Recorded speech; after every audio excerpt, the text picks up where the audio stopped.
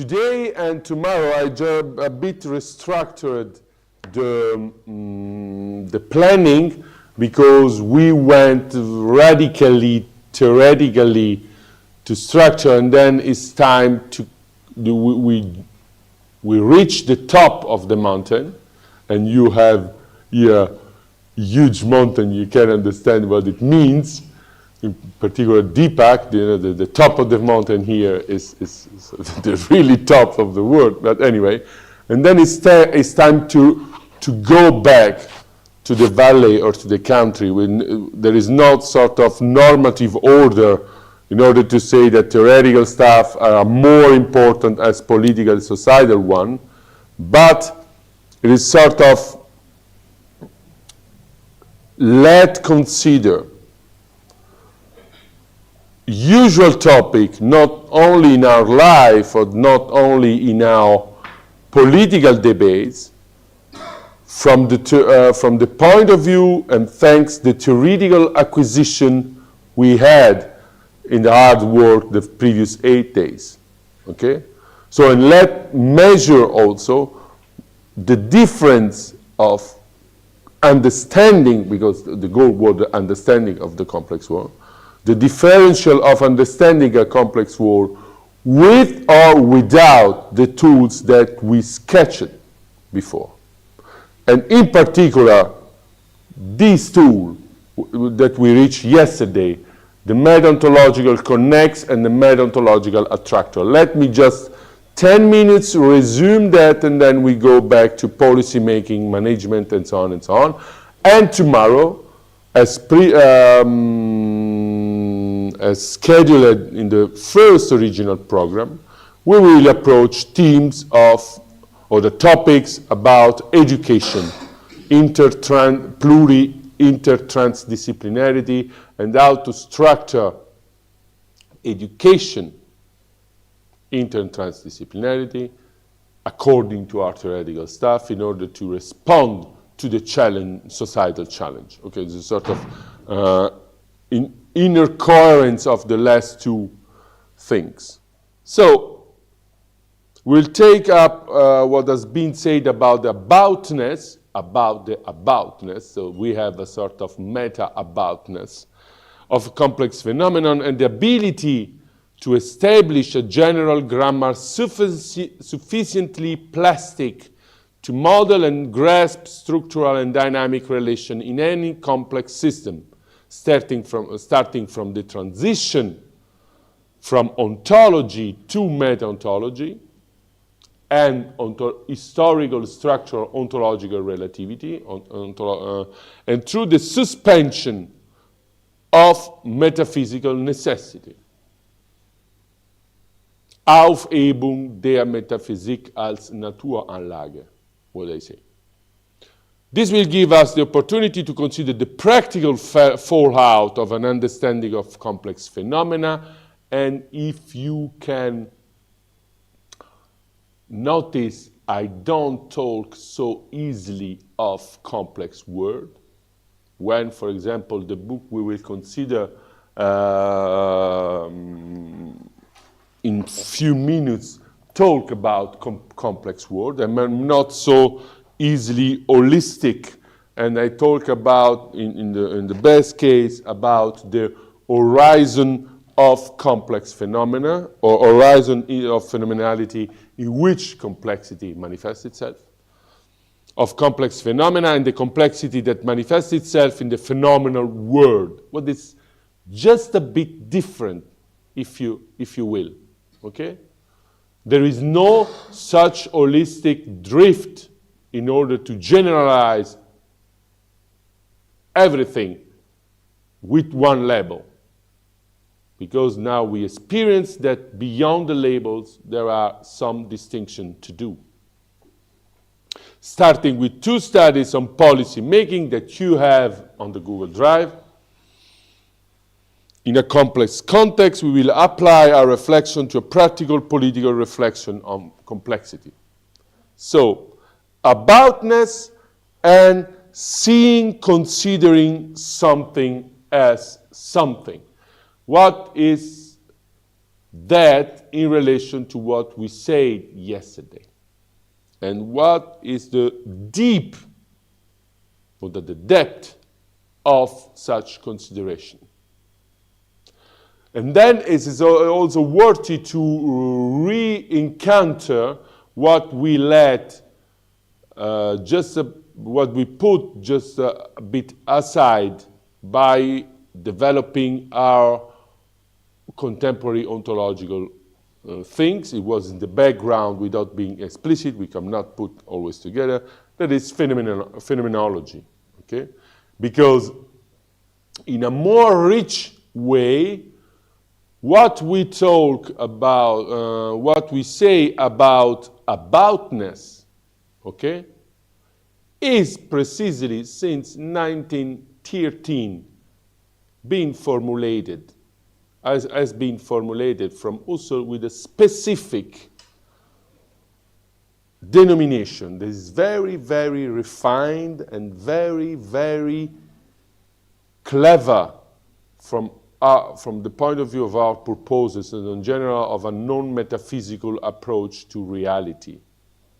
That is the noema, okay? I will not recover or make a lecture on the noematic by Husserl. I was this morning on it, so it's enough. But the noema that we become through the epoche and the reduction, that is put the phenomenon in parentheses, okay, enklammern, is not an existing thing. That is, we lost the naive disposition to think, to consider everything, okay, we encounter on the complex world as something already existing by one and only one ontology. Okay? The noema is not something imagined. The noema is the object in the way, or by the way, of its manifestation. That is, in German, der Gegenstand im Wie seiner Vermeintheit. Okay? That is, we consider what is shown, what we encounter phenomenically, not by claiming it's existing or not, just by describing the features by which we encounter it, or we can encounter it as such. That is a development of the first radical stance taken by phenomenology and by Husserl already in 1901 in the logical investigation as the metaphysical neutrality. Now we know that with complex systems imposed to us, not only to willingly neutralize the metaphysical claims or metaphysical disposition, but force to neutralize.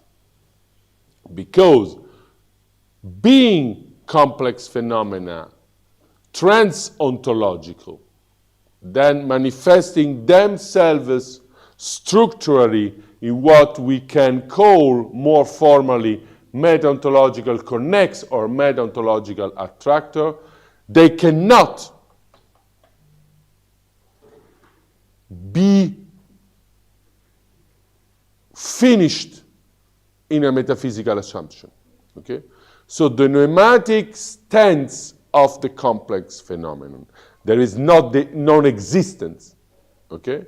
It's the suspension of every claim of existence in that way instead of another, impose us to consider that more clearly without running to the inventory of the world. For this reason, we talked yesterday about the illusory dimension of contemporary metaphysics running after the reduction of inventories of the world. It's not a willing act. We don't decide to do that. It's the theoretical impossibilities or aporia of defining a complex system ontologically by one ontology and then to define the world metaphysically that force us to rediscover phenomenology as a metaphysically neutral tool in order to explorate the phenomenal world. And if you take it seriously, and there is a very, very interesting connection, I prefer the phenomenological side as the Wittgensteinian one, between noematic seeing or noematic experience by Husserl and the seeing and seeing as by Wittgenstein. Okay? Let's remember the famous example in the philosophical investigation of the sketch manifesting at the same time, or being able to be taken at the same time as a duck and as a rabbit. Okay? So, not necessarily what we see in the meta-ontological connects is something ontologically individuable, not because it's non-existent, but because let individuate itself in a ontological relativity by different ontological commitments, but we lose the complexity of phenomenon itself, and as concrete ontological plurality in that way.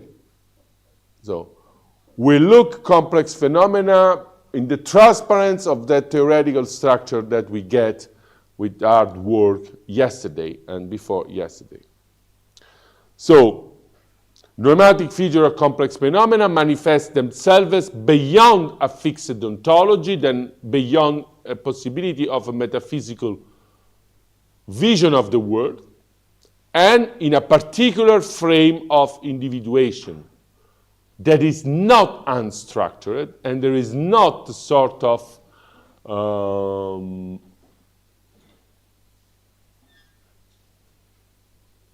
a pure hermeneutical stance. There is, okay, I see that as that, you see that as that other. There are two perspectives.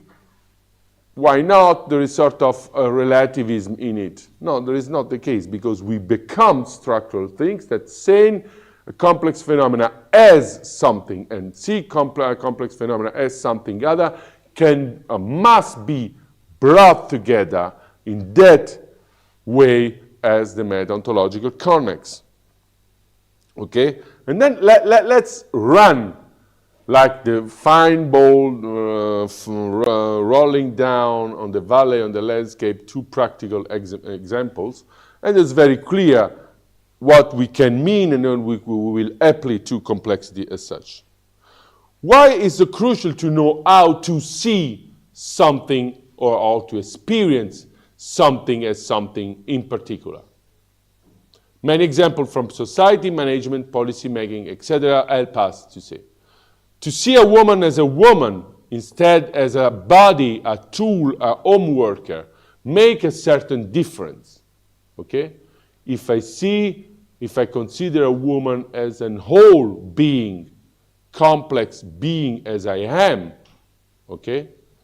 Expectation, sexuality, incorporation, different time scales, and so on, and not just a body to consume or a home worker, make a certain difference from a societal point of view. Okay? There's a huge difference. This is woman emancipation start from it. Let's consider me, or even emancipation of black people in the United States. I'm a man. Yesterday David Lynch died, and there is this famous scene of Elephant Man when the elephant man run, followed by the crowd, and say, I am a man. Okay, don't me consider as a monster. I am a man. So see someone as something or something other make huge difference from a societal point of view. Okay? I presume that we agree all with this claim. Okay? Then let's shift to other actual topic.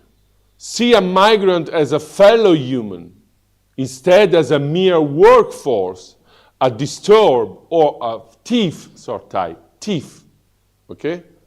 Make a difference from society, from policy making, okay? There is a very huge difference. From welcome to fellow human as migrants, from incorporation in society, from formation to technicality of work, from the point of view of letting be his customs coming from other places of the world and consider it as a sort of trampoline to growth, make a huge difference. See a corporation as a living organism or a living system, and instead as a machine. We mentioned it yesterday, Maslow on one side, and Fordism, Taylorism on another side, make a huge difference, not only for society, but also for the growth of the corporation itself.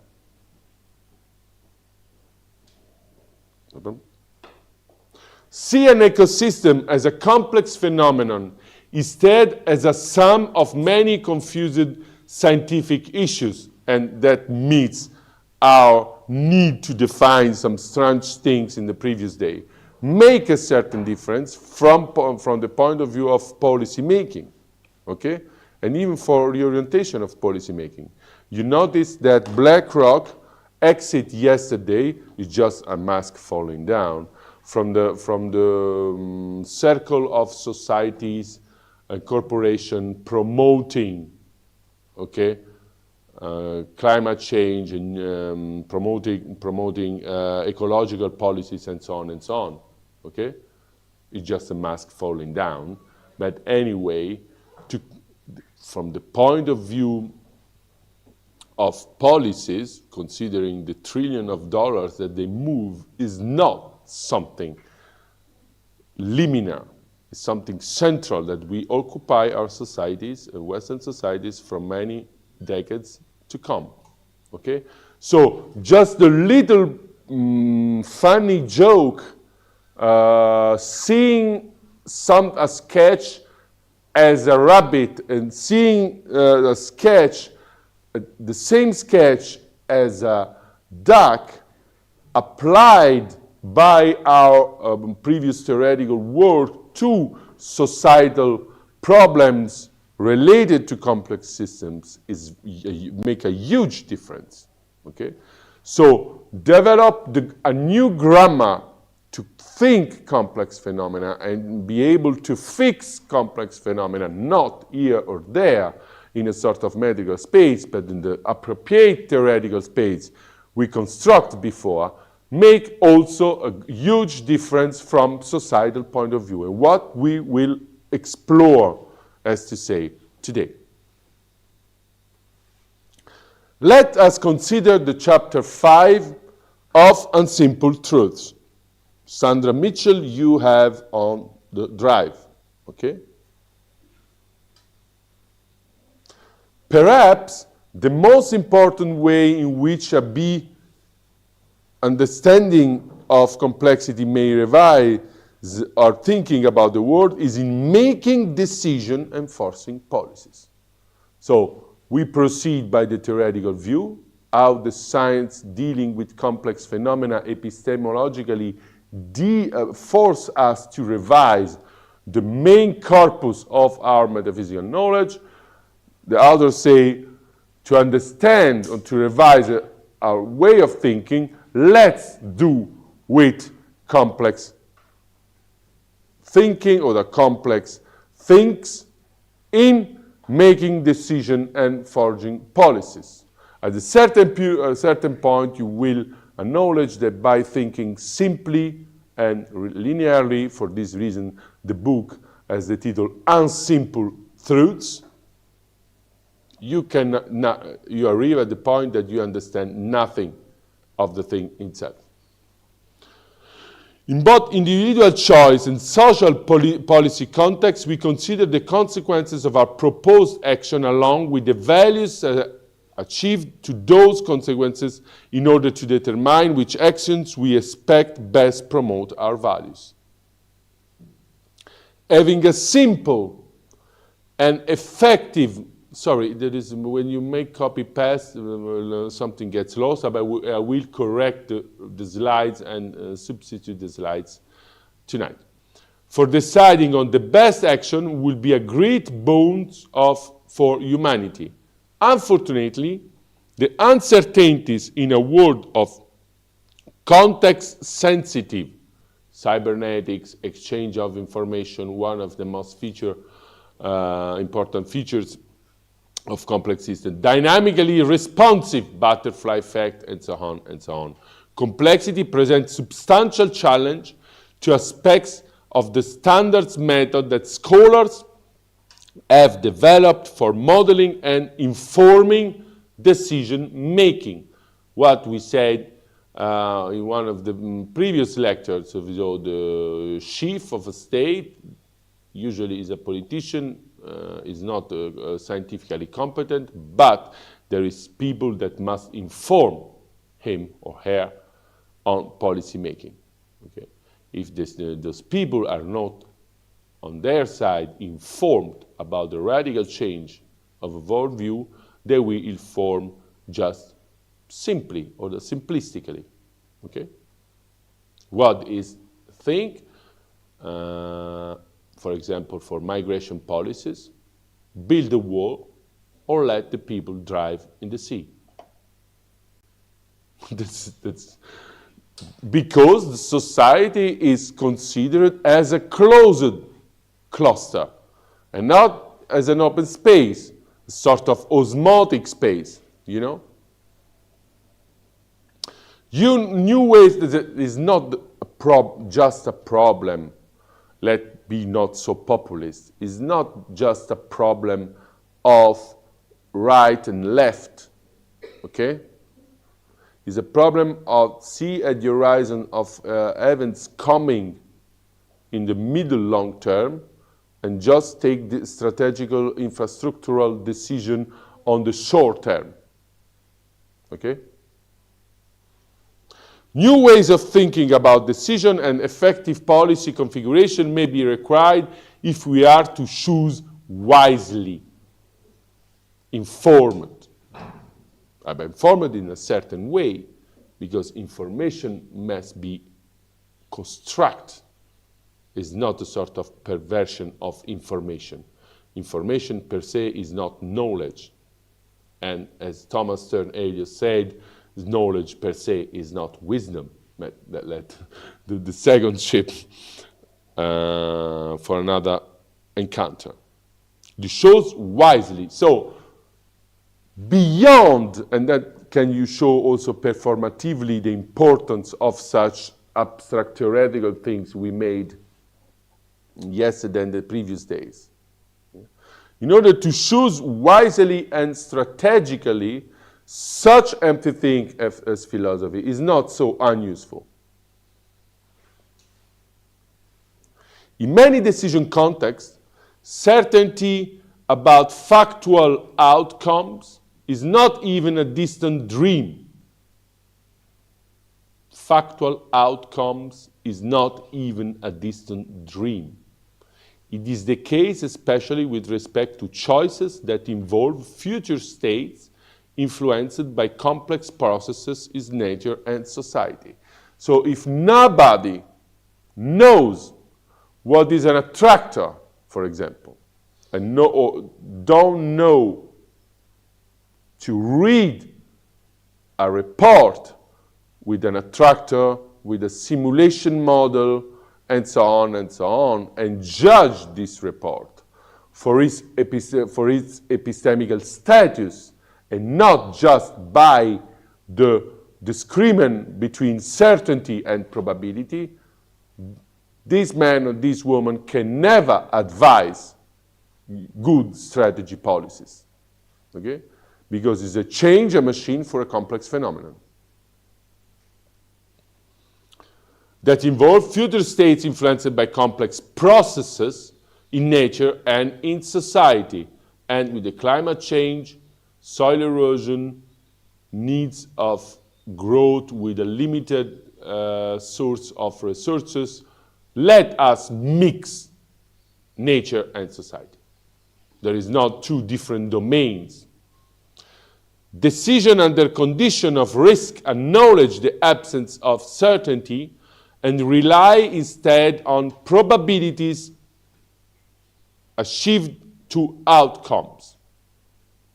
The models developed to help us make better decisions, in this context apply various forms of maximization logic, that is, mathematical representation designed to help us to take action that will advance our values even when the outcomes are not certain. What is the everyday policy making? And seeing the world as a huge machine, like in the modern age. For this reason, we have been forced to deconstruct the science of modern age, okay? Because in the modern age, the equivalence between word and machine is quasi-trivial, okay? In case where an action may have different possible outcome, for example, when the amount of crop yielded by growing corn depends on the weather, then the various outcomes, high yield, low yield, are assigned to probability. And the probability is not the uncertainty, because of course one decision have to define strategies, but it's define strategies in consideration of the fact that the system in which we act and take decision is mobile. It's just another thing. You have no bad surprises because you expect good surprises, good result, as a very, very long series of bad surprises, okay?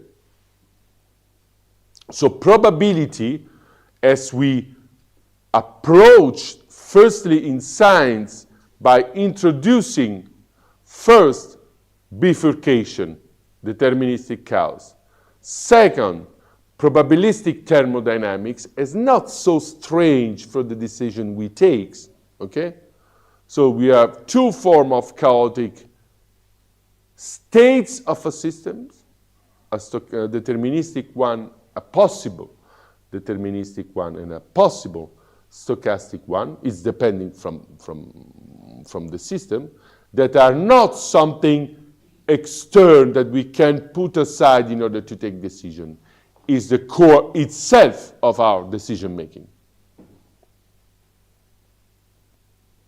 The goal of reducing policy making to decision computed by algorithms for maximizing benefits and minimizing cost, what is that? That is the classical way of computation of classical economy. Minimize cost, maximize benefits, okay?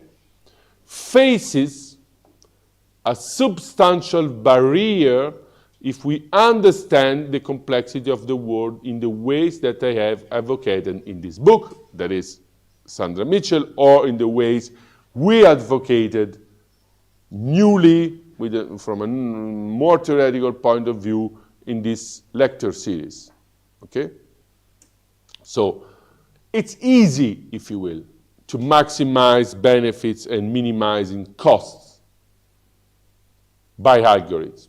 The problem is the risk and the risk scenarios that can be not evaluated in decision making, or can be helped to be evaluated in the decision making by computer, but the last decision depends from a synopsis that belongs to the human.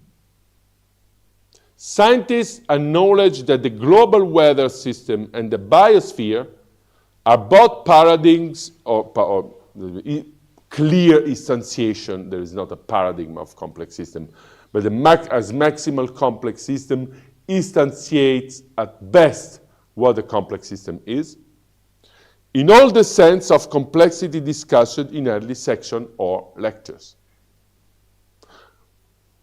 For understanding such maximal complex system, we can no proceed but by hyper-theoretical way that we faced in the previous days. Okay? Not just scientifically, that is my standing remark, philosophically. Okay? We make the step forward in the nerdness of theory by doing the philosophy we did in the previous day. Even in this case, philosophy is not an option. Okay? Sort of act of fulfillment.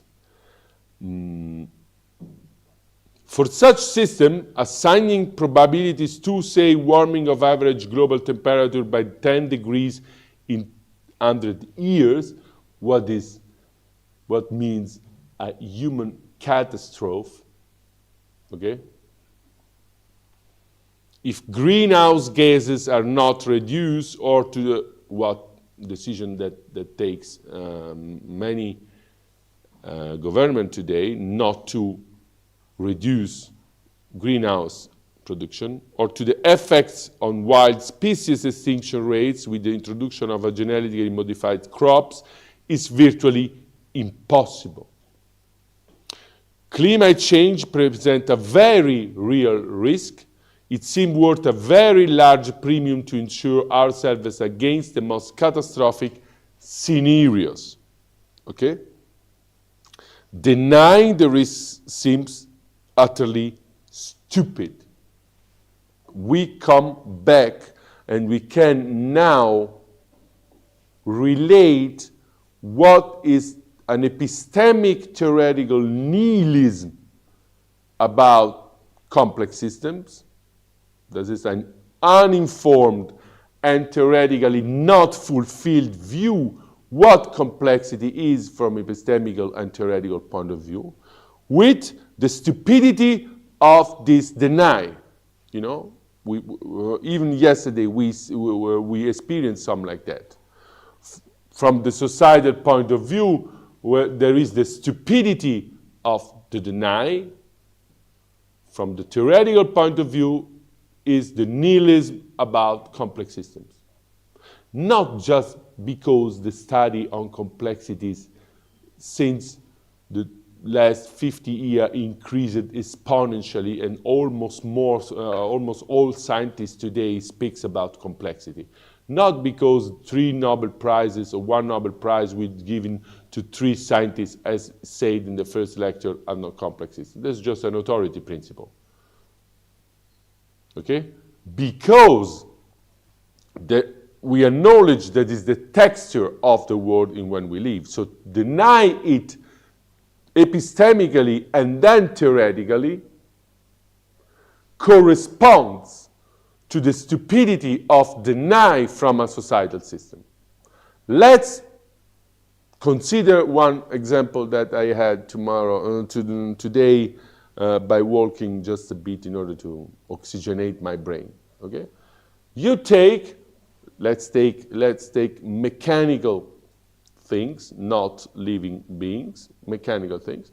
You take a bicycle and you take a very huge motorcycle. Okay, when the brakes are engineered hydraulically, not mechanically. Okay, you consider the motorcycle as a bicycle. When you drive down, maybe it is not when you don't take too much speed, you can also have an easy life and an easy ride, okay? Because the system is the same. If you take too much speed and the brakes are not enacted because the motorcycle don't run mechanically but use the motorcycle as a bicycle, you get in trouble because you can go straight on a wall. Just by going down, this is a very, very easy situation, okay? But when we encounter the necessity to going up, if you don't consider something that is complex, something as a complex system, but just sort of very simple things, it's impossible because the motorcycle is too great and too loaded that you cannot go drive up. Okay, just in order to this small distinction, we not consider, for example, living beings. Okay, just considering two mechanical systems as identical, wherein the differences are huge from the point of view of volumes, mass, systems in it, is a very huge difference and make a huge difference. Can you figure out what it is to exchange a living complex system for a mechanical one and take decision what doing with this system or in this system as a mechanical one instead of a complex one? Yes? Just one thing. I mean, you look at, say, La Mettrie program of the body as a mechanical system. All right? That's come from the cars, yeah? Right. Okay. And then you just started out by telling us that in complex systems, we blur the boundary between human and society. Right? In the sense that, well, we have become post-human. So in that sense, how does your analogy between the bicycle and the motorcycle hold? Which way? Please articulate. The problem is that to think to ourselves, not just, this is a double dimension. Think to ourselves as not as human, as not cut away from nature, is already a very different thing, and we can encounter it when it goes, is matter of transhumanism, not post-humanism, transhumanism, okay? Trillions of dollars are invested in it by an ideology, okay? You heard Elon Musk, but Elon Musk is not the first and will be not the last to say, to present you the transhumanism. The transhumanism is an ideology led by a very, very simple idea that not only humans, but the human brain is a computing machine, okay? So, if you take humanity as the bicycle, that is as a simple machine, and not even just a complicated machine, if not a living system, you can build policies, but at the first obstacle given by the self-restructuration of the environment, you encounter many, many problems. So I presume that such vision is presented in order to occupy the mind and to let phantasm the mind on luminous futures in order to make your economic strategies on own. So I don't believe 1 second that someone serious today, and not at the time of Descartes or La Mettrie, can think that we can implement the human with the machine without catastrophal efforts. And I think also that such vision is very, very elitaristic. So there is a part of humanity that can be integrated by machine in his villas or in his sowieso closed quarters, and the other men can be newly treated as beasts. So there is many problems, analytical problem in such ideologies. And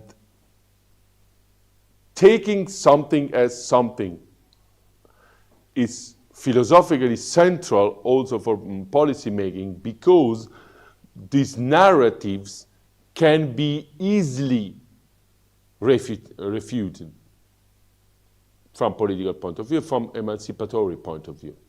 Okay? So it's not just a Wittgenstein puzzle. Okay? It's something that it's enough for what is two questions, as I asked, are enough to say that is crucial for our life. Okay? So as long we take complex system as dynamics then for which we can maximize the results or the benefits and minimize the costs, we run very slow or very quickly on a wall or on a cliff. So that's there are epistemic programs. For example, I've never criticized the Cartesian program to develop a medicine and a physiology by pure mechanical means. But between the program and the ideology spreaded outside science, there is a very huge difference. And, for example, there is a very huge differential of incomes of good corporations that proliferate on it. Okay? So, it's a very central question for our society. It's not just hermeneutics.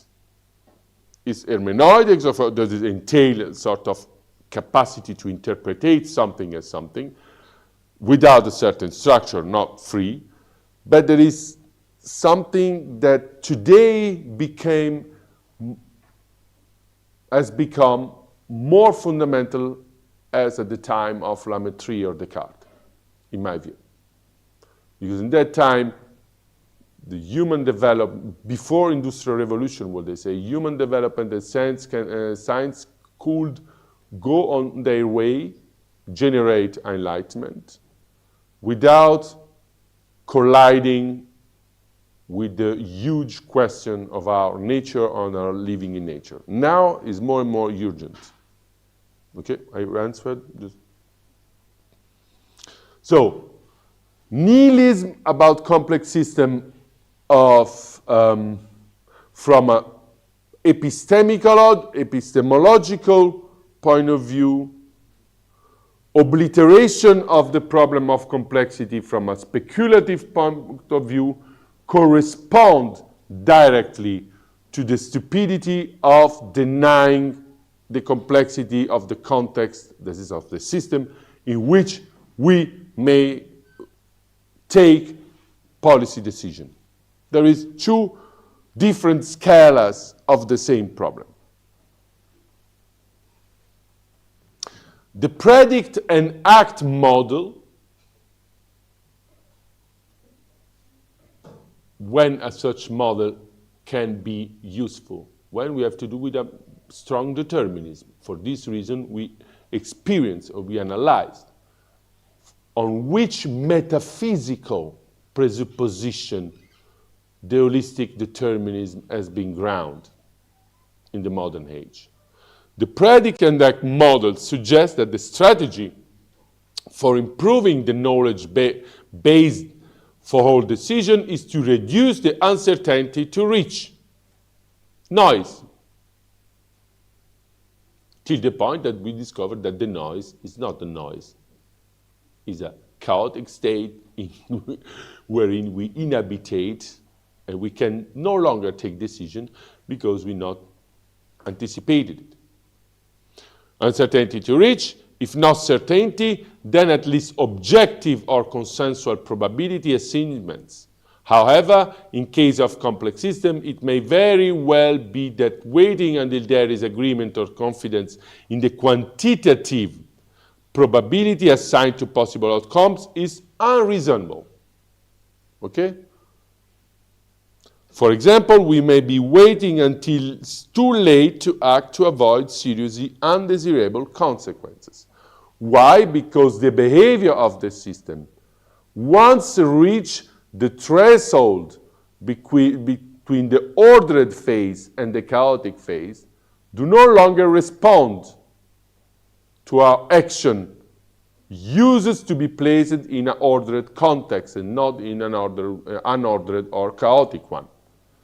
So, if the people say, please don't reach the climatologists, please don't reach the 2 degrees of increase of temperature, it's not just because they set a limit arbitrarily. Because on our simulated model, 2 degrees correspond to the entering of climate in a chaotic phase. Okay? It's not because the people will terrify ourselves by saying, oh, 2 degrees is too further, you have to stop. It's not just in order to stop many machines. It will be very, very useful. But anyway, the threshold mentioned by climatologists, okay, is something that indicates that what wherein we live from this point on will proceed in a chaotic way, for which we have no frame and no possible short-term response. Okay? Of course, no one is invited on television to say that. Okay? The people say 2 degrees by sort of terror information. Nobody explains. Of course, the people hear 2, say, we are 0.7, so let's go. If the catastrophe comes, God will help us. What is the response today? Okay? Because they don't know what there is, what is the aboutness of this threshold. Okay? The aboutness of this threshold is the points in the Lyapunov exponent of bifurcation wherein we don't know in which way it goes further. It's just another thing. For people that have sufficient tools in order to understand it, a diagram is enough. Okay? No diagram is showed and no explanation of diagram. Because the deny in society, and we will say it's yesterday, depends on the obliteration of complexity from philosophical point of view and nihilism from epistemological point of view. There is not assimilated from our minds. Scenario analysis, there is not a sort of depicting frescoes with something more calculated, more reasoning made by a community discussing the model validation, discussing the model verification, predisposing tool in order to catch the data, to filter the data, and so on and so on. And robustness comparison offer an alternative decision procedure to maximization of expected value based on quantitative probability assignments. The predict part of the predict and act, so if we have predict and act, we have predict and then we have act, but we have to be at least sure what means predict in this way, is replaced by a model of multiple alternative future. What from point of view of policy making is huge, because if you have to prepare yourself for 3 scenarios. You have the sufficient funds in order to do it. Okay? For example, China is strategically going in this direction. Okay? And the last report of Xi Jinping showed it. That is, we prepare for multiple scenarios. Okay? This is strategy. There is no communism, capitalism, and so on and so on. Okay? Great corporation made it. It's not China or Pakistan or Japan and so on and so on. If I prepare, for example, that is, I told about desertification. This is the increasing rate of the desertification in the south country of Europe, that is in the Mediterranean Sea. It's already begun very, very dramatically in the North Africa and then goes up to the south, middle of Italy or Spain, Greeceland, and so on and so on. If I will prepare my family home to 3 different scenarios in before, I have to collect money on my home. It's not something that is so easy. Why? Because if I will collect rain water in order to make my own little small agriculture, I have to buy material, I have to provide workers that work for it, or work for it in my holidays, and so on and so on. I don't like too much anyway, make and works. But anyway, you know. So if the rate of water decrease radically, okay, I have nothing more water in order to cultivate my tomatoes, in order to eat elementary, okay? And I decide to go to buy containers of water and so on and so on. This container, viewing from the situation, cost 10 rates as I can buy now. So if you extend that simple provision of adaptation of my house to a country or to a continent, it makes huge mess, the enormous masses of capital. No? There is not just nuts. So if you are aware of the fact that you live in a complex system and the climate change affect complex system in the way we noticed, okay? And you foresee, just in order to be economous, 3 scenarios, okay? These 3 scenarios made your effort, economical effort, triple. So you have to spare 3 times as you spared before. You have to cut your holidays. You have to cut to superfluous goods and buys, and so on and so on. And that is valid just for a greenhouse manage. You can think, as for example, for a country of 1,400,000,000 people, what it means. Okay, you cannot turn your economy in a chaotic phase from 1 month to another, or from 1 year to another. You need at least 30 years in order to be optimistic. Okay, so seeing as applied to the scala of strategic decision, for example, of climate change, or strategic decision of global migration or the climate migration, make a certain difference. Okay? If you will prepare, as it will be, because climate change forced people to move. It's better than starve on the place, they move, they migrate.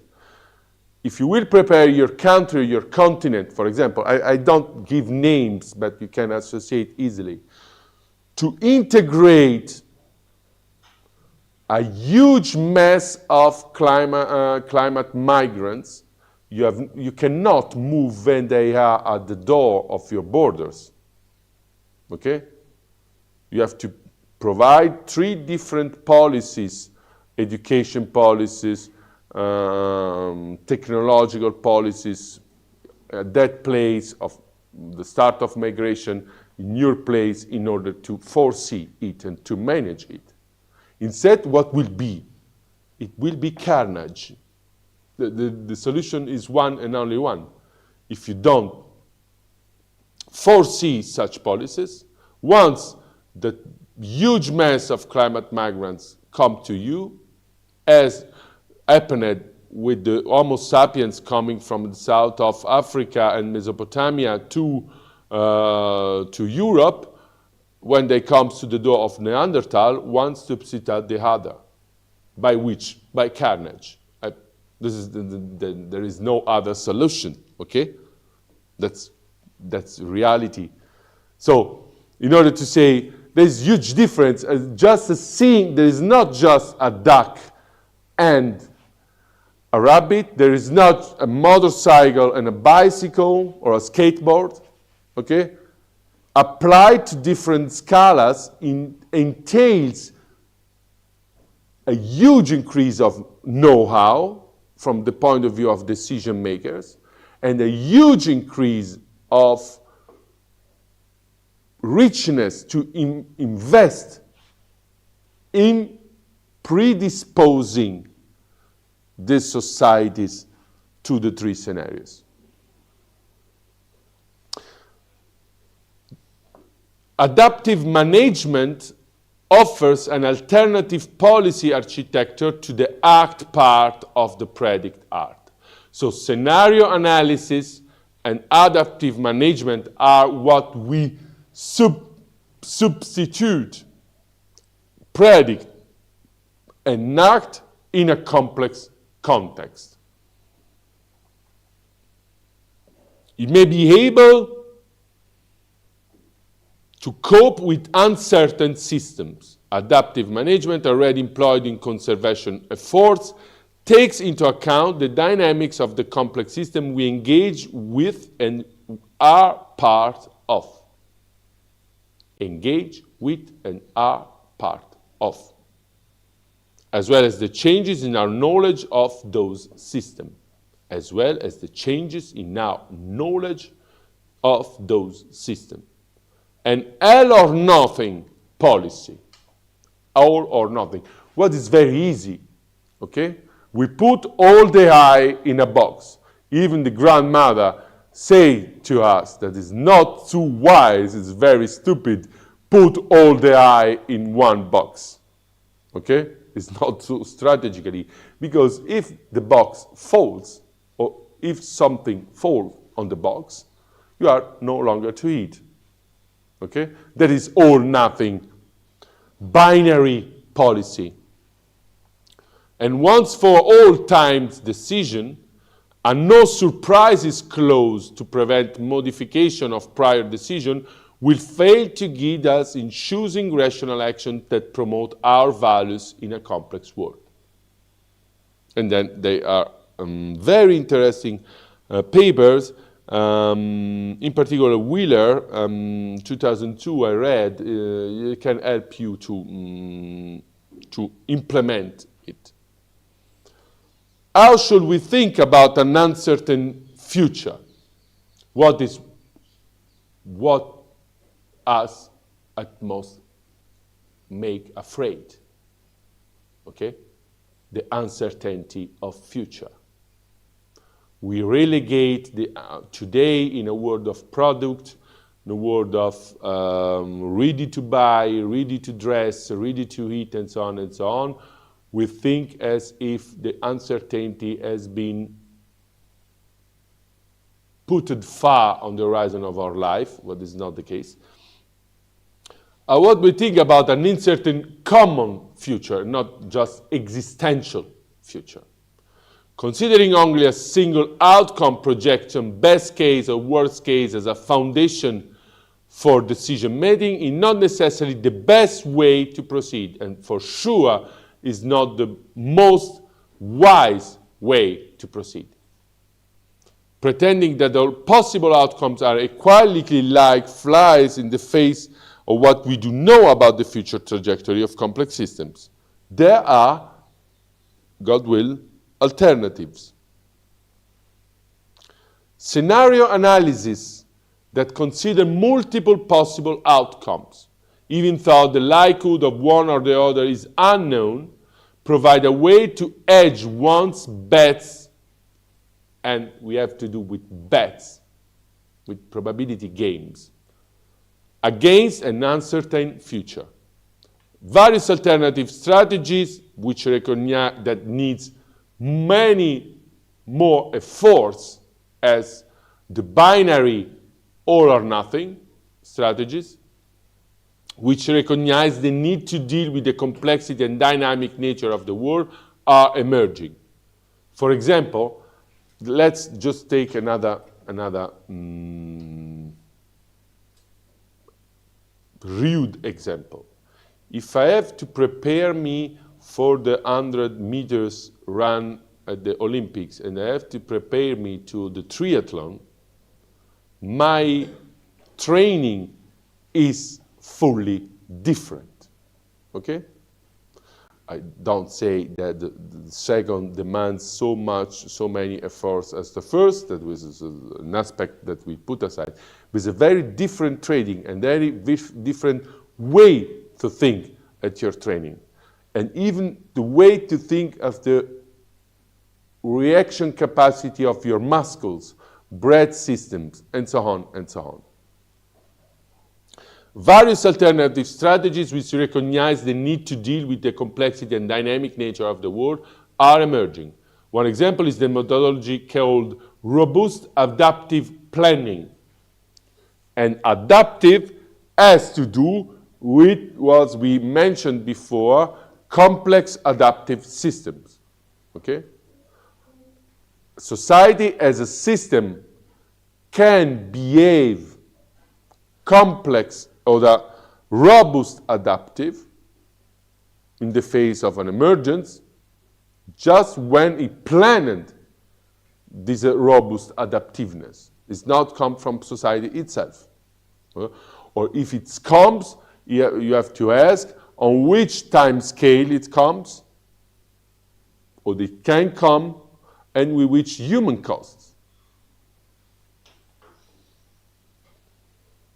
Developed by Robert Lampert, Stephen Popper, and Stephen Banks, the four foundations of RAP are considering large ensemble of scenarios.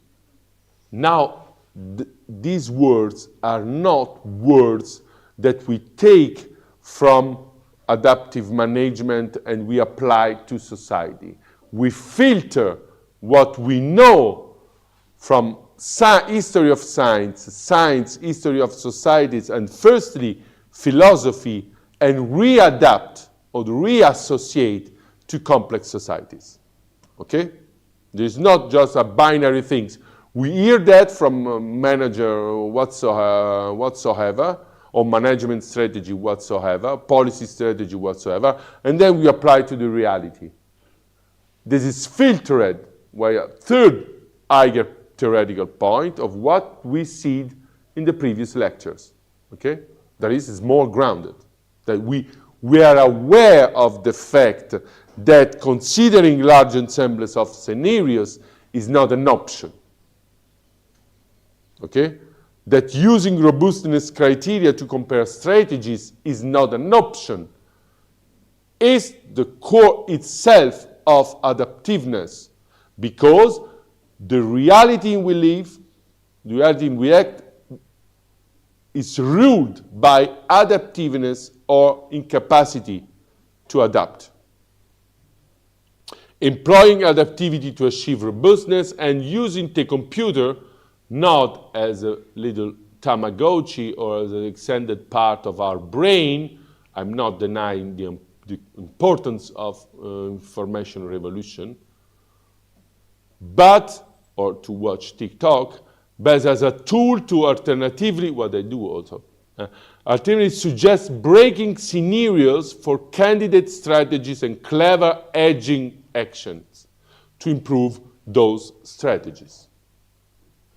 Now we know by what we said in the pre-ontological lectures, model validation, model verification, and implementation of this model verification with simulation and AI in order to become scenarios that is not so unusual. What happens when we have to compute in different ways, like the balls falling, okay? A huge mass of data, okay? Our complex, feedback-rich, contextually contingent world requires that we intervene based on the best possible information. But I say information is led by no other, is formed by knowledge. A rude information is unuseful, okay? Especially in some detail, how to measure whether our expectations for the intervention are coming true in the short term and modify our intervention strategy based on the feedback and corresponding adjustment of our hypothesis about the intervention effect. It's not as simple or easy as we would prefer, of course. Neither is the world we are trying to manage. And then, if you will, let me mention what comes in the next chapter that we approach also implicitly. The author, there's a very, very introductory book. As I say to you, in order to appetize the thing, read the book firstly, because to go to the huge bricks of theories and so on, speaks about integrative pluralism. Okay? Now, my critiques on it, this is without such theoreticals, it's very, very interesting from the point of view of policy making, but firstly from the point of view of epistemology, integrative pluralism is what we need. But the problem, my criticism is that without a maximal philosophical effort, the integrative pluralism remains a wishful thinking. That is, without having reached the aboutness, and the aboutness is this strange thing as meta-ontological connects, we can believe that it's good or better, as bad or worse, but we are not really convinced of the fact, you know? Because we have no grammar to integrate. This show also, in my view, not the rule of the so-called philosophia perennis, but the invariant rule of a radical philosophical thinking in society. Okay? People can say whatever they want on it. But without reaching the aboutness of the problem and the aboutness of the structure in which the problem can be seen, we remain in beliefs. Or, like Plato would say, in the doxa, in the opinion. So let's switch to another paper that you find, another book, very interesting, short intervention from people very experts you find on the drive. Complexity and policy making. And what they said about the aboutness of reached by hard theoretical means will be valid also tomorrow for the wishful thinkings, the wishful thinking forms on interdisciplinarity, transdisciplinarity, and so on and so on. We can believe that it's good, we can believe that it's useful, but they don't reach the need of handling something transdisciplinarity and pluridisciplinarity without having done the hard work in full isolation to reach that structure. So, complexity and policy making, and We read from the introduction, economists and policymakers have failed to appreciate the complexity of human behavior and the system in which we live. Okay? As epistemology failed to reach a sort of common grammar of complex phenomena, as well philosophy by Day-9 failed to acknowledge, with some exception, as quoted by Hooker, 2009, but with few exceptions, the topic of complexity of the world as a central topic, even for theoretical and moral philosophy. Okay? So, it happens everywhere, because the Day-9 gives us the illusion of stability, that's for sure. Okay? Economists and policymakers have failed to appreciate the complexity of human behavior and the system in which we live. A complexity approach allows us to look at system of systems, what is not difficult, consisting of vast numbers of individual elements that interact in complicated ways, such as ecosystem, financial market, energy networks, or societal phenomena such urbanization and migration.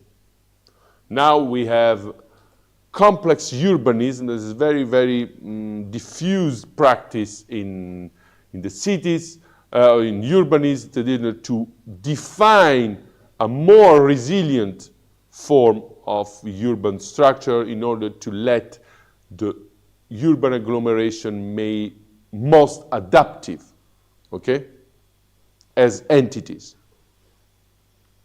It's also challenged mainstream thinking on key issues.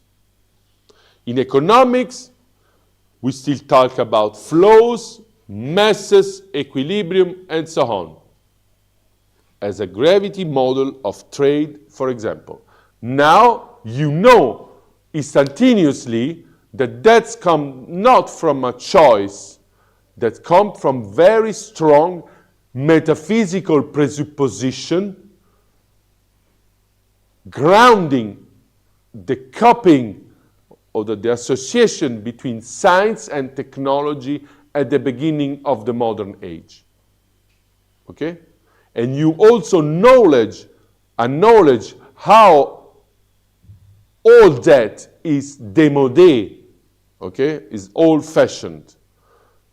In economics, we still talk about flows, masses, everything we approached when it was matter of describing the classical science, equilibrium, and so on, as gravity model of trade, for example. But these terms are rooted in classical physics. For this reason, now a sort of interdisciplinarity formation is not bad even for manager. I went to explain, now there is chairs for complexity thinking in management school, and you can find on the MIT a long course on system thinking. It's not scandalous. The new rooted in classical physics developed before relativity and quantum theory, as we seen in the 4th lectures of our cycle. The new science of complexity can provide insights into how groups of people actually behave when they react together to form economic and social political systems. These systems do not operate simply as series of action by causes and effect. That is this is mono-dimensional series, a reaction, but with feedback, nonlinearity, tipping points, singularities, emergence, and all the other characteristics of complex systems. So not in order to make publicity to this cycle, but now after 8 lectures on it, you can read such kind of policy making paper and recognize what is matter of. Not just read, okay? Now, I hope you know why taking something as something that is in the forms of classical physics and modern age, in taking something as something other, by having achieved the change coming from, for example, from debate of relativity and quantum mechanics and chaotic system, is just another kind of thing. Our economies are not closed general equilibrium system, that is, with an attractor given by a point. There's importance of attractors, equilibrium or line. They are complex and adaptive, embedded in specific societies, and we rejoin here our discussion about integration or homogenization of ethnical groups in a society. They are complex and adaptive, embedded in specific societies with their own history, culture, and values, as well as in natural environments governed by biophysical law. What cannot be depicted or what cannot be conceptually grasped with outside this context of higher theoreticity is not my fault. Okay? One thing is repeat, one thing is understand what you repeat. And be ensured, many people that talk in terms of natural environments, climate change, don't know what they repeat. Okay? It's not the story of negationists. Even the partisan of such things often don't know how it's difficult to understand, how it's difficult to grasp the complexity, and then they repeat what they read, for example, in strategy papers. Then we come to a very, very good scholar in that book that writes the rising complexity of global economy. A complicated system, such as a car, can be disassembled and understood as the sum of its parts. Now we know, we don't need to explain. In contrast, a complex system such as traffic exhibit emergence characteristics that arise out from the interaction between its constituent parts. And we can model, for example, today we model traffic with networks. Not because it's a funny shape, because it's the needed shape in order to model it. Applying complexity theory to economic policy making requires this important recognition or awareness that the economy is not a complicated system, but a complex one. What we explained just yesterday. The complex is not something just a bit more complicated, because the complication is static. Okay? Complexity is dynamic. So, complexity let catch himself from the epistemic point of view, not by paradigms of things and object, but system, the shift we mentioned in the fourth lecture, okay?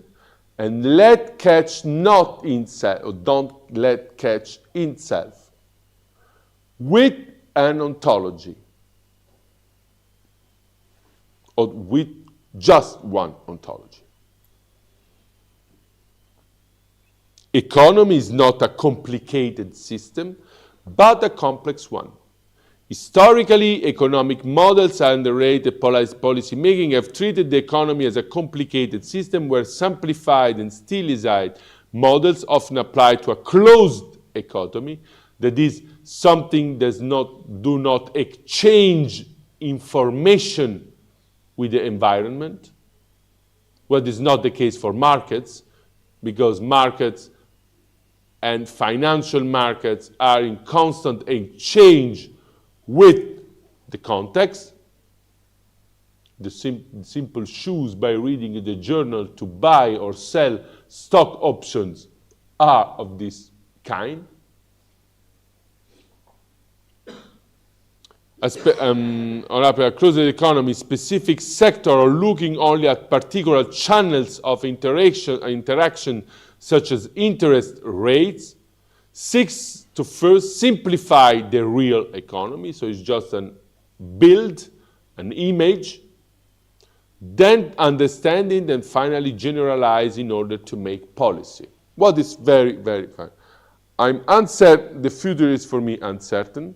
I make me just a puppet of what I think must be the market or the policy making, and then I let them speak with other elements that I can govern. It's not so. Okay? The tulip crisis in Netherlands shows the first time that is not the case. This approach is increasingly outdated, so it's démodé, old-fashioned, not because it's old and we are for the novelty, because we have evidence that is outdated, okay? Our whole worldview has changed. So we cannot, for example, no, let's make an example. An outdated way of thinking. I finish my lecture and I go downstairs and I'm waiting my horse in order to go to my farm. It's outdated. It makes no sense, isn't it? Okay? It's romantic, maybe. Maybe in the fairy tale of princesses, white snow, it can still be so funny, but it's outdated. Okay? That's what applied with rude example it means. Okay? It's outdated. Please. Or like an example that we watched in the second tutorial, make to, for example, to fix the atom with a hammer or accelerate electrons by a catapult is outdated because the thing let not is adapt itself to the purpose. Okay? So the purpose of policy making is adapted to the time or adapted to a better understanding of the context in when we adopt these policy purposes, when it's leaded from that worldview. There's a complex worldview. Not because we can choose optionally by one or another.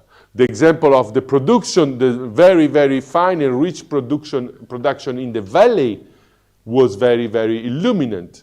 I can produce without making an economy of desire, for example, what Apple did. The economy of desire. I buy something not in order to is better fit technologically. I order why my status, my human status will be improved. I produce just transistor without risking new development division of my companies that without giving money to this project division. I produce, the complex world change, and my corporation, my fabric, will from the day to another, that is in the long time of history, from 1 month to another, from 1 year to another, non-resilient. Okay? That means outdated. It's not a fact that, oh, well, we are the modern, we think in a new way. What is often the case for complexisms, okay? We are new, we are outdated. No, this is not the case. It's a matter of tool and purposes. It's not a very, very strategic, even from the point of view of philosophy. So, if we will understand our world, it's just a matter that all in all or nothing. What is, for example, the continental analytical divide? Either you are continental or you are analytical. That is a strategy that is no longer affordable, even in philosophical thinking, okay? You can figure out how such strategy is not affordable in policy making, where it's a matter of huge mass of money and future of people, okay? And will produce results that simply fail to capture the rising complexity of modern economy. And we have a name for it. Before Marx, between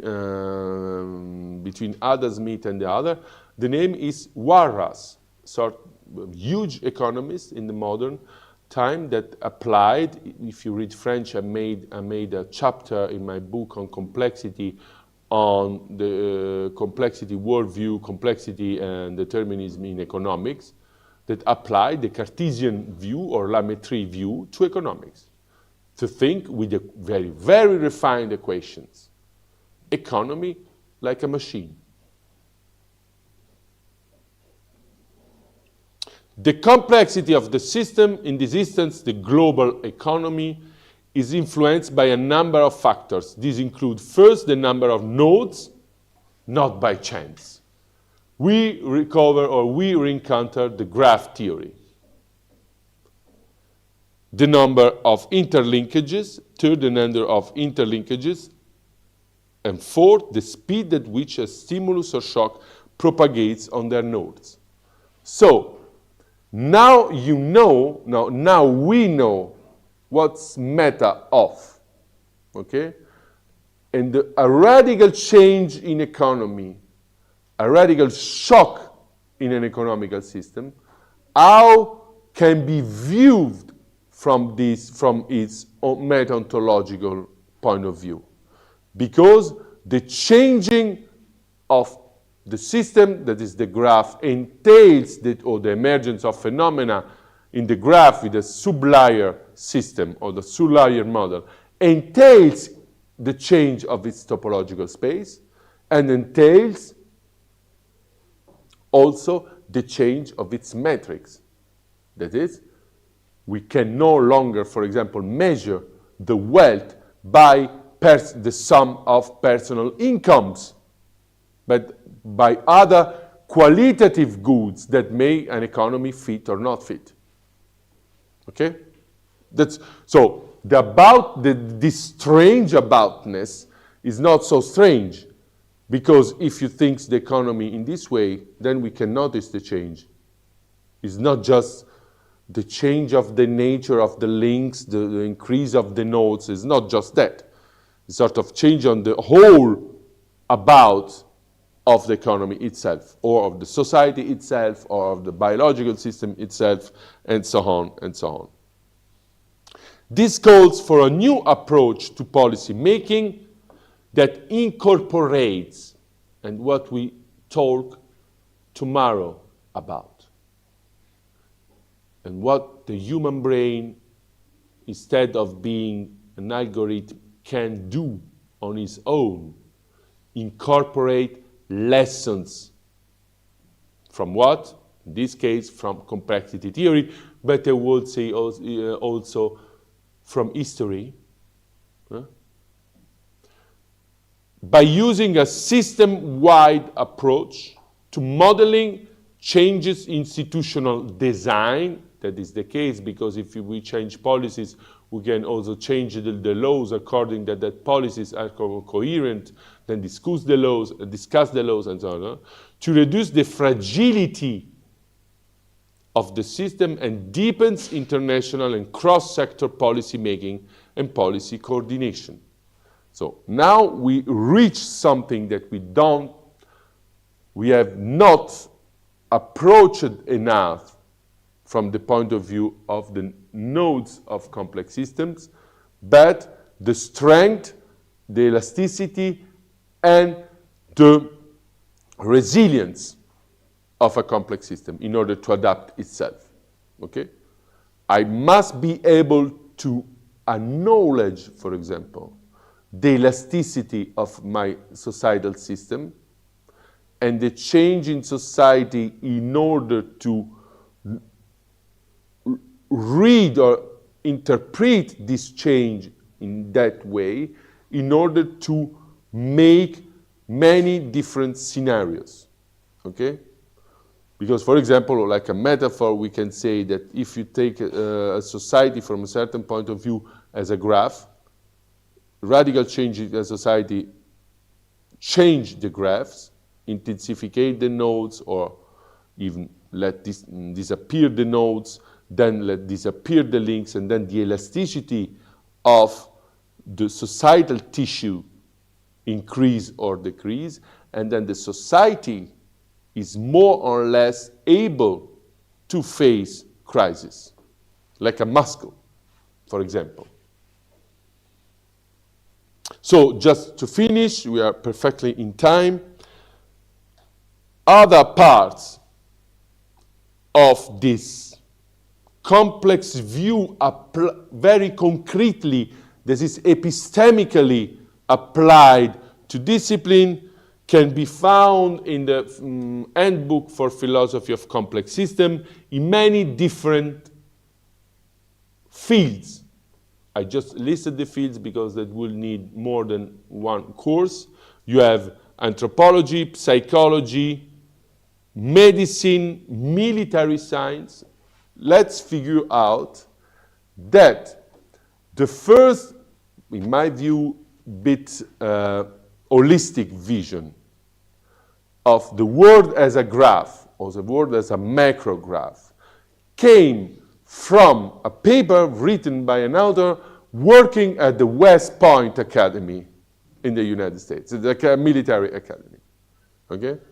So there is something like financial markets as complex adaptive systems, like this idea of graph. This is something coming from the 90s, okay? It's not just a fresh issues.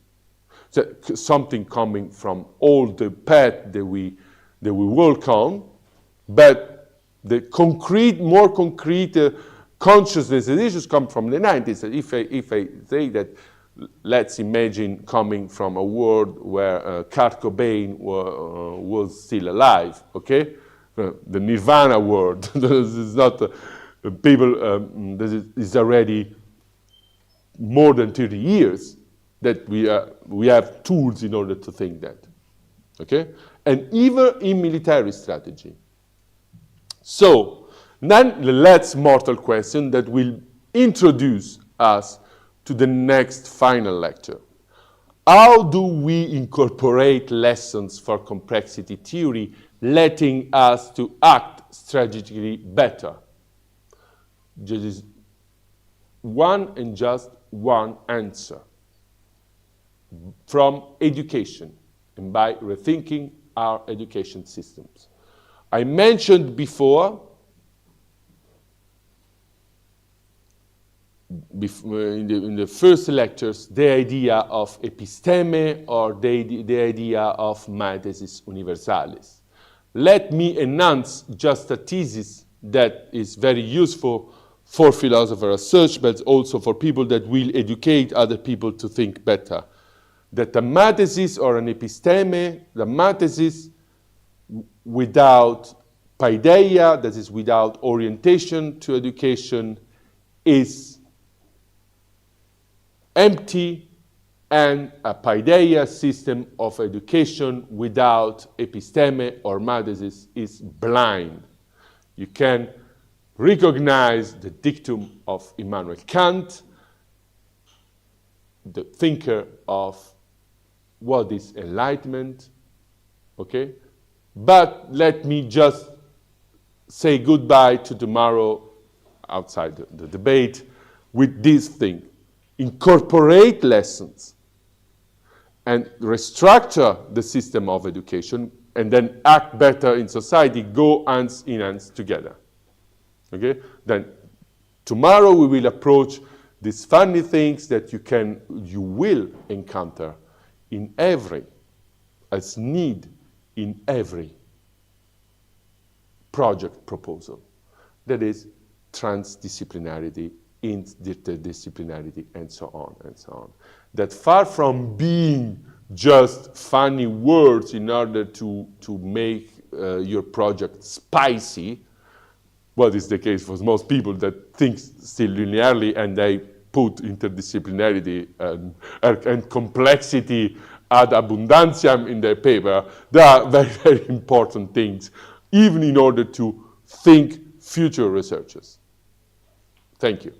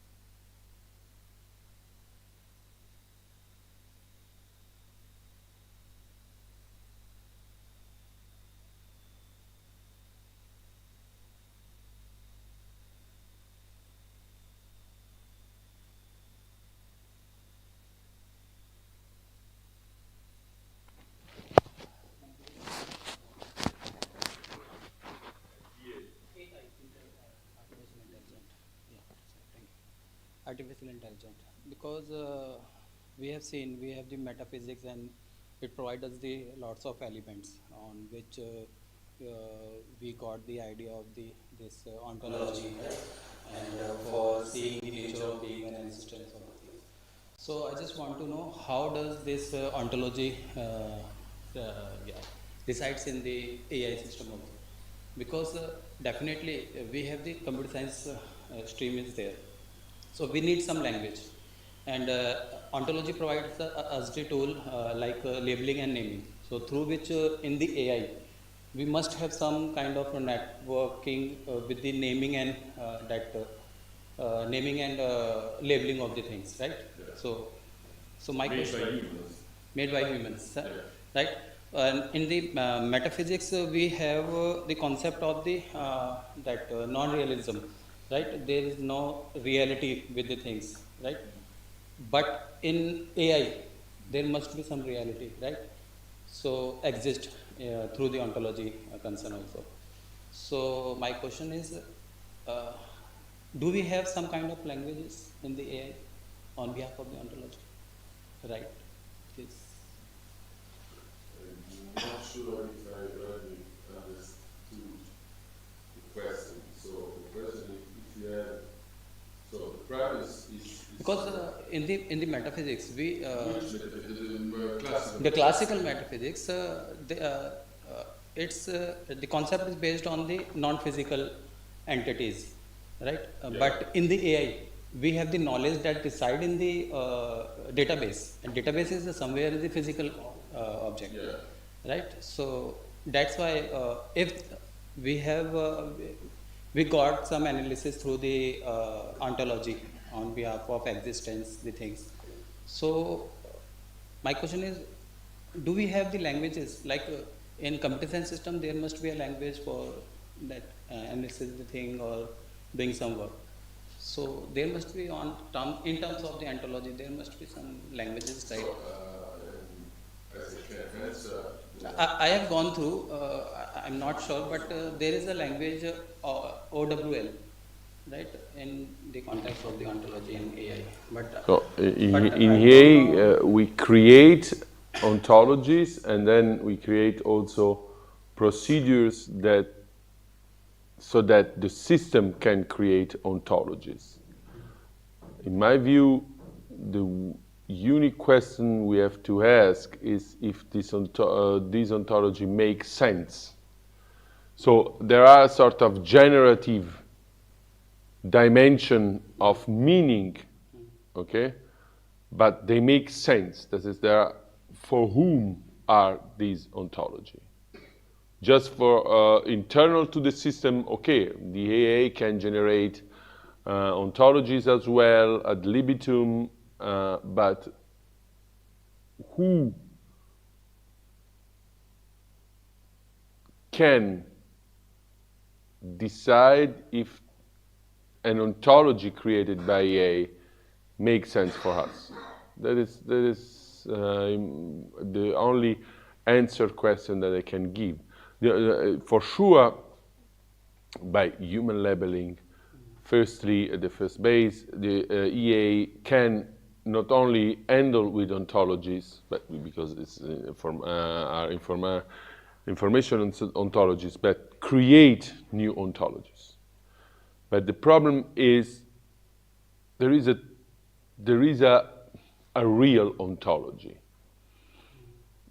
A real ontology, it's not only what exists, but that what makes sense in existing for someone. Or if you will enlarge this for someone, even for something, yeah, we can say that the DA has his own ontology that makes sense for it, but is so relevant. And where does this emergentism exist in the AI? So the problem is. Let's suppose we can take the example if there is a language in terms of the ontology in the AI, so it must be the part of this emergentism, right? I think. Yeah, but what emergence from this play between naming, labeling, and generating ontologies emerges just another informational pattern.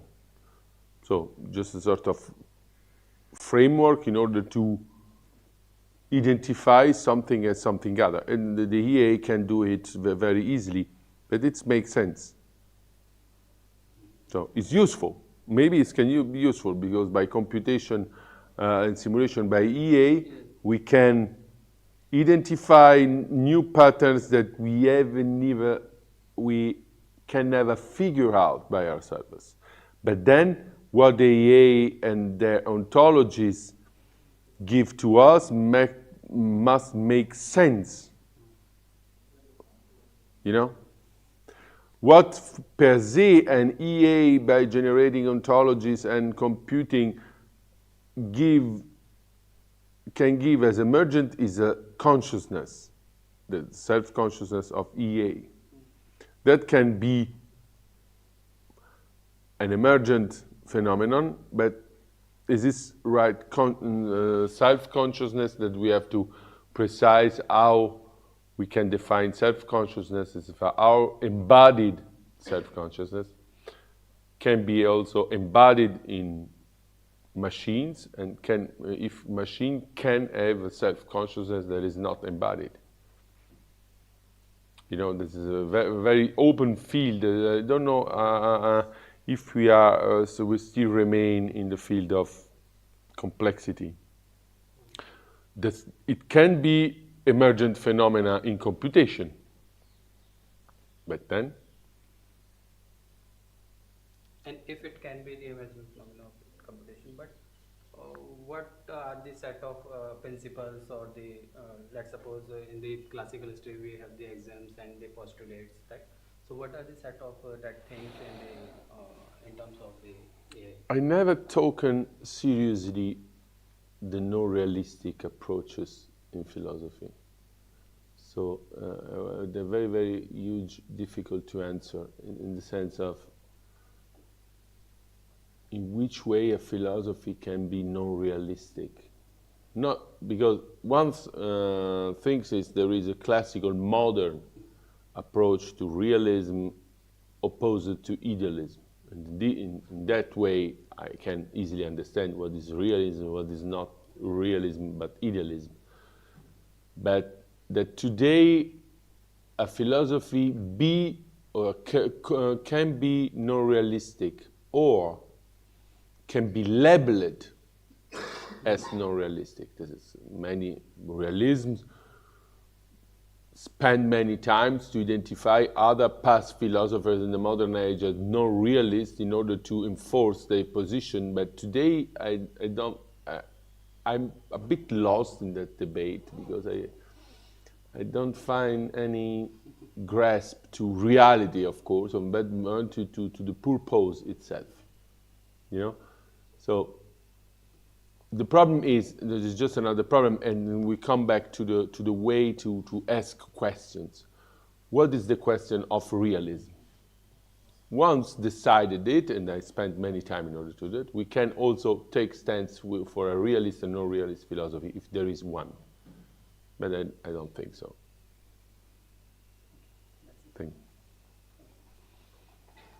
So I basically had two questions. First question is, it pertains to scenario analysis.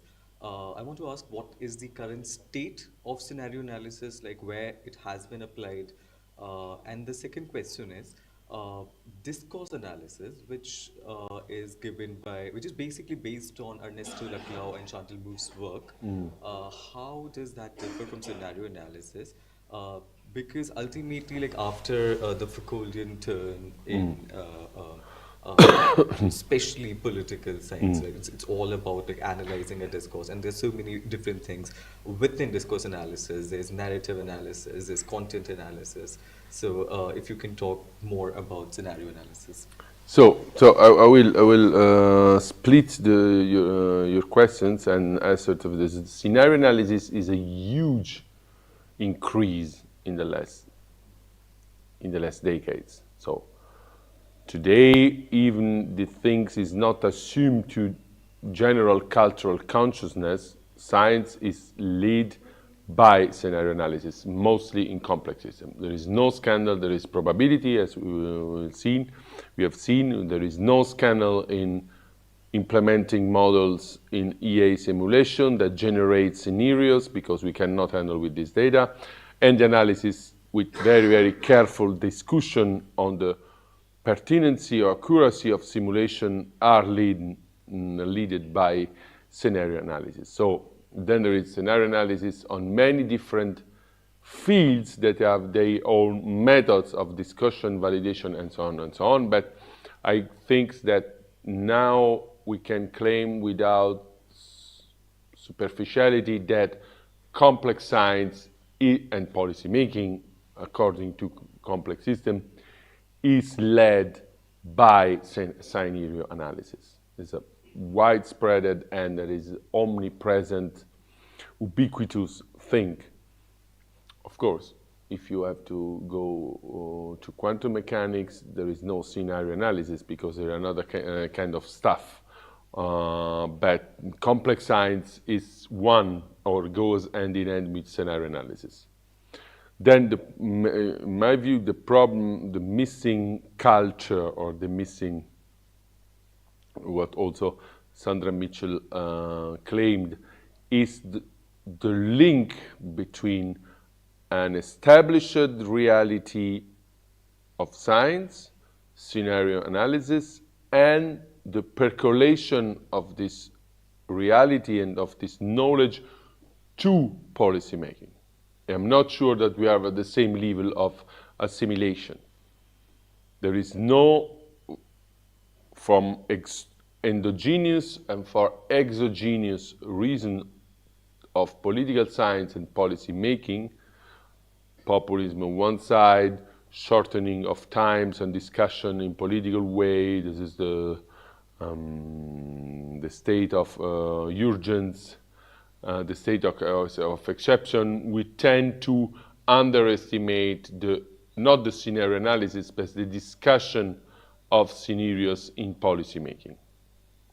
Okay, the problem that we will face tomorrow is not what is established in science by science, but the missing connection between science and society. For this reason, we will talk tomorrow about not interdisciplinarity, but transdisciplinarity. How we can transfer a knowledge that is very, very well explored and assimilated in the epistemic domain to compounds of societies that are not so informed, but that must be informed because the goal must correspond to what the scenario analysis or the technique of scenario analysis need. That's the second, about discourse analysis. Yeah.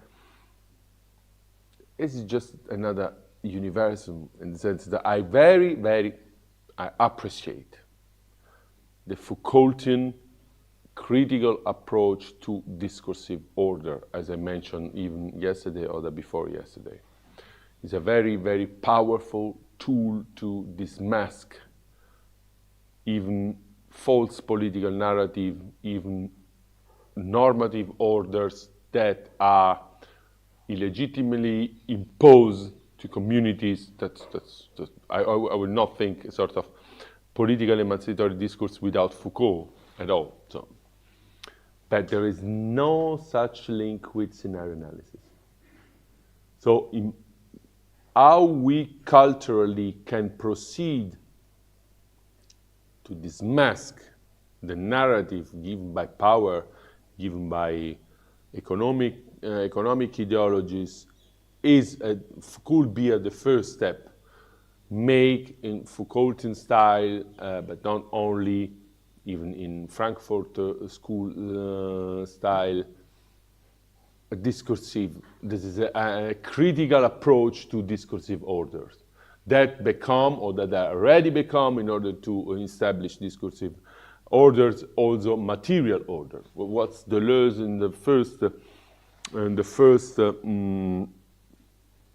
pages of his book of Foucault outlines. So for Foucault, by analyzing discursive orders, is not an anti-realist in order to rejoin the question. This is very, very good realist, because a discursive order correspond to material and political order in society. And then even from the point of view of opening new space of thinking this idea to find even heterotopies by coupling Deleuze and Foucault is, in my view, essential. But there is not too much to do with scenario analysis. It's a more fixed thing. This is one thing, the scenario analysis. Another thing is this analysis, critical approach to discursive order. What can rejoin what our colleagues said about historical ontology, how a discursive order can impose a sort of worldview that is based on a certain ontology. For example, if we lead a sort of critical approach to today or contemporary discursive order of computation and computer revolution, the discursive order imposed to us to conceive the world in a certain manner, that is, the world as algorithm, the man as algorithm, the man as alphabet, and so on and so on. But there is totally separate from scenario analysis, because the scenarios is not just discursive structures. It's something that comes from a long process of validation and verification. There is not something that is per se imposed or emerging from this other discursive patterns and so on and so on. There is something intentional and very clear. There is no power inside, if you will. But I would say, because I'm not too continual, but not even too analytical, to say that Foucault is unuseful. No, on the contrary, Foucault is one of the greatest thinkers of our time, and its approach to the idea of critical deconstruction of discursive order is, from the cultural point of view, like, if you like, Derrida's deconstruction, in order to open new space, even for making philosophy, for making epistemology, and so on and so on. Okay. I had one more question. Yeah. That basically, what is analysis when we say scenario analysis? Because What is analysis when? what is analysis within scenario analysis? The reason I'm asking this question is because when we say discursive analysis, we already have a text with us, right? The text is not going through any change, but in scenario analysis, to the situation at which it is applied, that is robust, that is undergoing a change presently, or at least like that's The how I scenario see it. analysis is taking back the scenario proposed by simulations to the process that bring to the simulation itself. And this is a double, is a threshold. From one side, you look back if the simulation corresponds to your need to anticipate something. So you analyze not the data, you analyze the scenario, then you have to say how the scenario corresponds, you need to know something, and then you go to model verification, and then you go to the establishment of model, and then you go to model validation. So it's it's double-sided, two-sided, retrospective and prospective. And the scenario analysis is prospective insofar they must be put in friction with the reality if scenario can fit with what you expect from reality or not, and on which base, coming from the analysis, we can take decision on it. Okay? Thank you so much. Can you consider if we have the two type of scenarios, let's suppose we have the two scenarios, can you consider these scenarios are restricted to two different ontology images? I can say that one scenario can give us, if we have two scenarios, I can say that one scenario can give us what? Are these restricted to two different ontology images? Yeah, of course. I can say in a way, a scenario must show, because it's simulated from, can give us access to emergent patterns that cannot foresee by our own mind, and then I would say not necessarily give access to a different ontology, but give access to a modified ontology in the sense that we showed yesterday. So if in a scenario, so if I have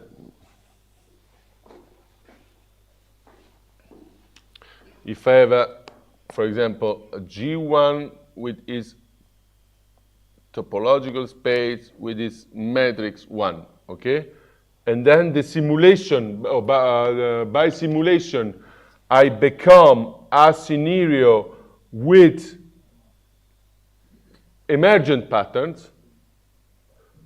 And the emergent patterns cannot be deduced from the first, okay?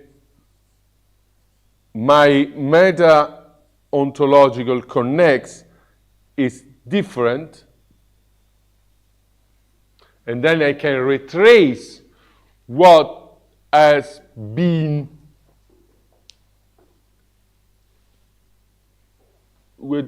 must be to be understood in this new, if you will take it, new ontology.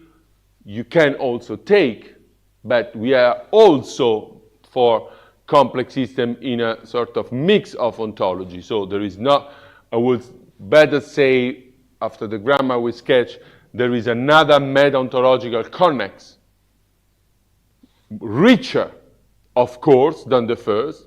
And for this reason, this scenario gives us access maybe to emerging phenomena in the future on which we can take decision after.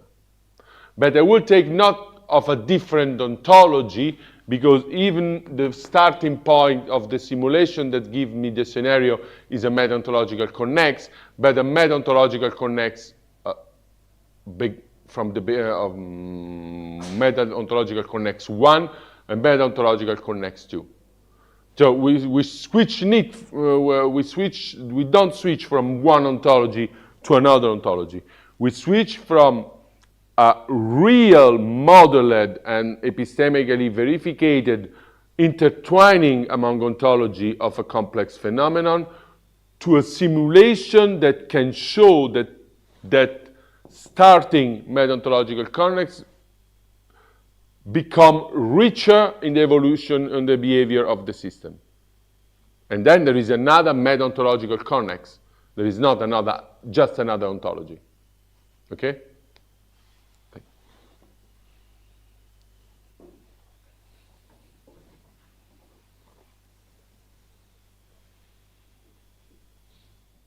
Yeah.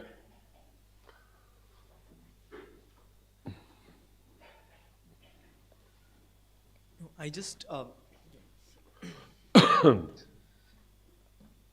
mean, when you were, I mean, when you were discussing that Sony Kapoor's text, I think, and you have mentioned before as well, statements like, I mean, you have quoted statements like economy as a machine, economy as an organism, etc. I mean, this is there in the common parlance as well, right? So this contains an aboutness, yes, and then when we, I mean, my question is basically when we talk about very com I mean complicated, if not complex systems, and in a way uh, give it an aboutness and reduce it to an organism or a machine, then wouldn't that involve a certain holism? And then I mean I'm asking if we can take these statements per se as language games in a Wittgensteinian sense.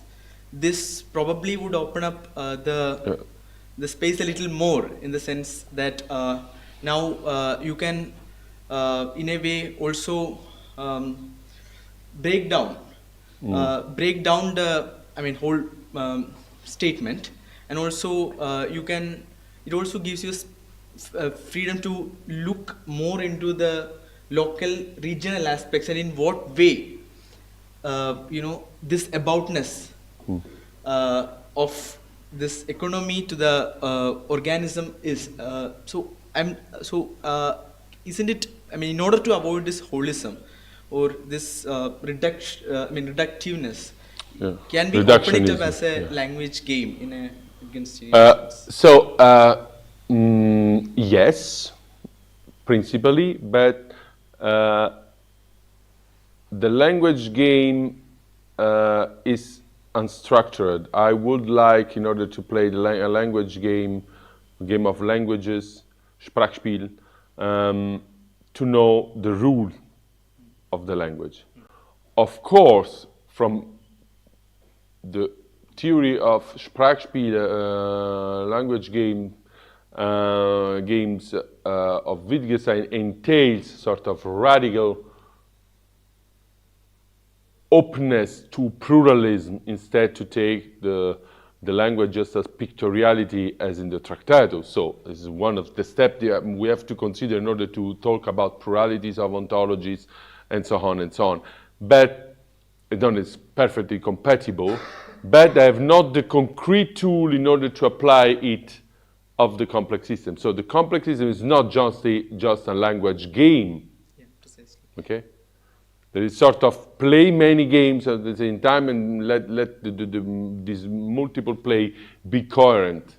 That is just a bit different. But of course, Yeah. No, I mean, I just mean it as a beginning point in a way, because I mean later on, as as it's shown in the investigations itself, that this is connected to a larger, what he calls a form of life, right? And then this is basically, I mean, this investigation of the language also reveals the patterns and how particular language game is different from the other, Yeah, and how far it's similar to the other. So it's a kind of crisscross. yeah, of, this is there is something that has been for Alcatra decisive.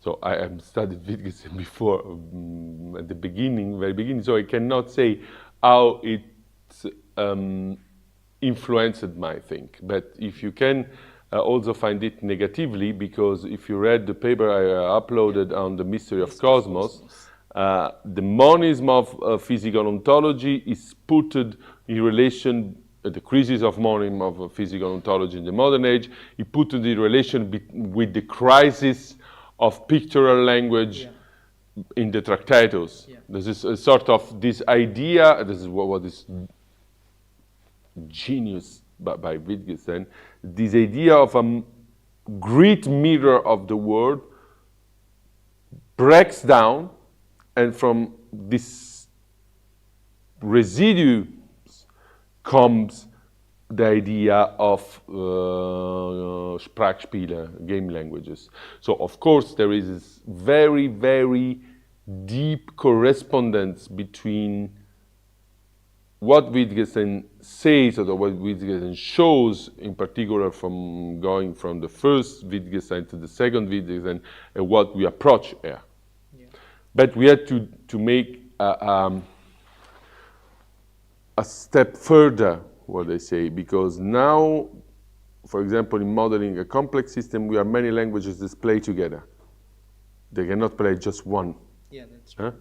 So I have a sort of meta play, and I have to discover the rules of that meta play. It's a bit speculative, but Yeah, I mean, and it will be another play.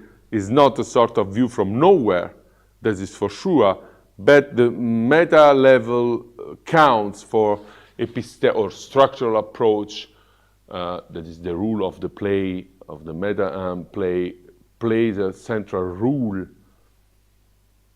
in this approach. It's not just diffuse and spread and then define the task to describe the different language game. yeah, and just a quick question, since I just thought about it now and then. I mean, since policy making is a very important word here in the final sections of your lectures, and and we understand. I mean, we try to understand. We try to show how complexity as a paradigm would be important for policy making, right? So, but then a policy document in itself is a text, right? Yeah. Which in turn would have an impact on the reality. Yeah, Right. it's a normal, Yeah. normative. So then how would we take that? I mean, the textuality of the policy document into the complexity framework. I mean, it's a very This is another kind of stuff. Just in one thing, But I will precise. You say the complexity paradigm. There is a very, very good paper of Isabel Stengers that asks, is complexity the new paradigm? I would agree with her by saying no. It's a new paradigm. It's a sort of more flexible. We can consider Rowley as a paradigm, but it's a more flexible worldview or word approach than a paradigm. That's also the wish. Yeah. And the document, of course, the document in its textuality as law, for example, become normative, don't take effect on the reality for a certain purpose, but you cannot take it generally as an aspect of complexity. You can take, for example, describe how the policy making at a certain point become normative, but the problem is not when policy making become normative on society. The relationship between complexity and policy making is in doing policy making that brings to text. So the text is a finalization of making a policy, and that is important. How complexity informs policy, not how policy making transfer itself in normative text.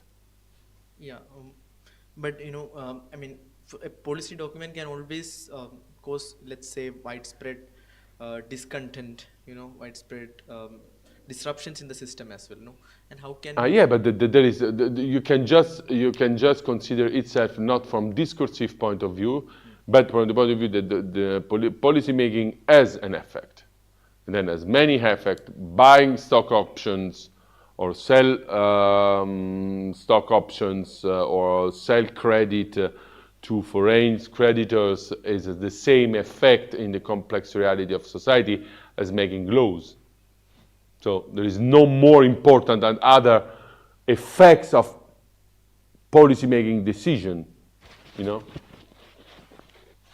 Thank you.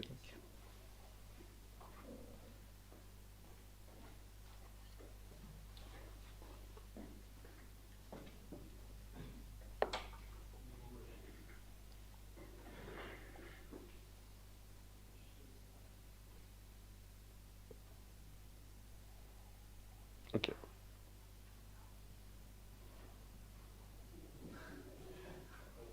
Okay, see you tomorrow.